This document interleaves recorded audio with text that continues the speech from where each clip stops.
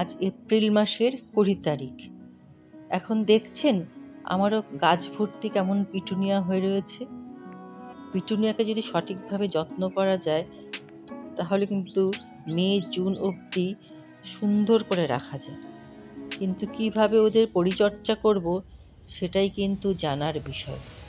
নমস্কার বন্ধুরা, আবারও চলে এলাম একটা ছোট্ট ভিডিও নিয়ে। এখন যদি সঠিক পরিচর্যা করা যায় তাহলে ওরা কিন্তু দিব্যি থাকবে। পিটুনিয়াকে এবার কিন্তু ফুল সানলাইটে একদম রাখা যাবে না। সকালে 1 থেকে 2 ঘন্টা আর বিকেলে 1 ঘন্টায় হালকা রোদ। আসল কথা যেটা হলো, তীব্র রোদে কিন্তু একদম নেই। আমি যেমন বড় গাছের ছায়ায় ওদেরকে রেখেছি। আপনাদের যদি পিটুনিয়ার আশেপাশে যদি বড় গাছ না থাকে, আপনারা ছাদে অনেকেরই তো শেড থাকে, শেডের ভেতরে রেখে দেবেন, তাহলে তো ওরা ভীষণই ভালো থাকবে। আর জলের ব্যাপারে যেটা বলা হবে, জল কিন্তু দিতে হবে 2 বেলা, অল্প অল্প করে, বেশি কিন্তু জল নয়, কেন মাটি যেন হালকা ভেজা থাকে। অতিরিক্ত জল দিলে কিন্তু গোড়া একদম পচে যাবে। আর মাটি কিন্তু একদম যেন কাদা কাদা না থাকে। কোকোপিটের বেলাও সেম, দেখে নিতে হবে টবের মিডিয়াটাকে।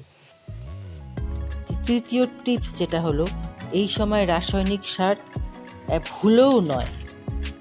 আর খাওয়ার যেটা দিতে হবে, মাসে 2 বার সর্ষের খোলের জল, আর একবার গোবর জল বা ঘুটে ভেজানো জলও দেওয়া যেতে পারে।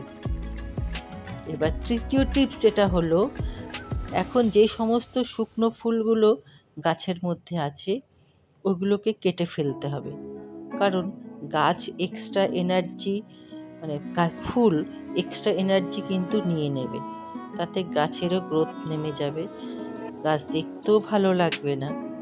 আর শুকনো ফুল রেখে দিলে ওটা বীজে পরিণত হবে।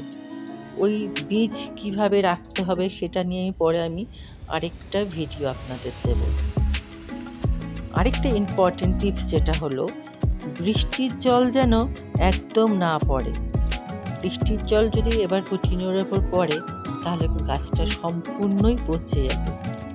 এইভাবে যদি সঠিকভাবে আমরা এই নিয়মগুলো মেনে যদি পরিচর্যা করি তাহলে গাছ ভীষণই ভালো থাকবে আর ফুলও দেবে।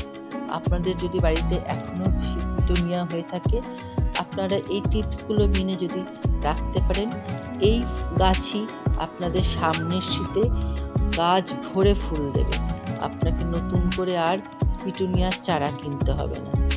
আপনারা একবার এই টিপসটা মেনে দেখতে পারেন, মনে হয় আপনাদের সকলেরই উপকার হবে। এইবার বলছি, ভিডিওটি যদি আপনাদের একটু ভালো লাগে আমাকে কিন্তু জানাতে একদম ভুলবেন না। আপনারা আনন্দে গাছ করুন, ভালো থাকুন, সুস্থ থাকুন। আমি তাহলে আসি, টাটা, বাই বাই।